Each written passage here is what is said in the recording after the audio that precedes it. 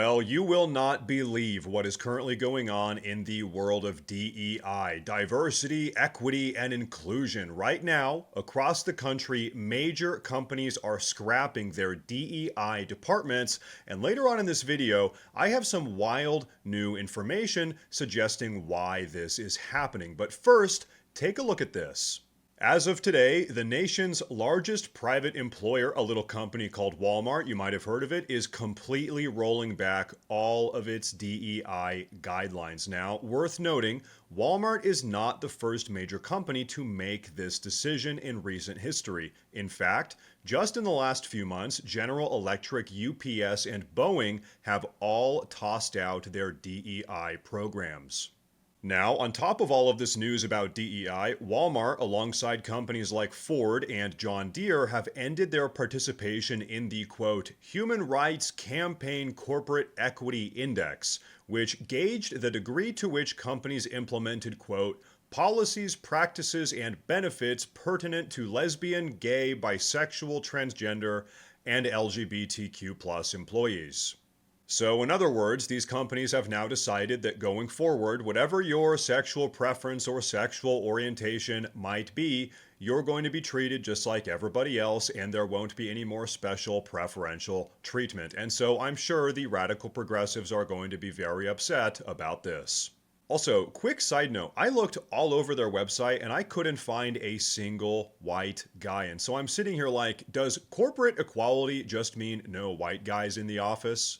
But anyway, why are all of these companies pulling away from DEI? What changed? Well, as it would turn out, Pew Research has just released some new information that might have something to do with it. Take a look at this.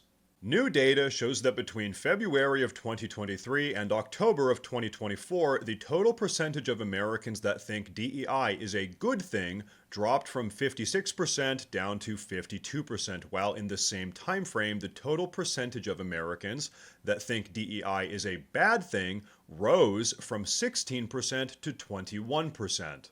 So what does all of this mean? I'll tell you what. It means that society is just beginning to realize, maybe replacing meritocracy in the workplace with a bunch of arbitrary race and gender programs isn't the brightest idea. And no, we're not all of the way there yet, but like I said, people are just beginning to kind of wake up, and the companies know it.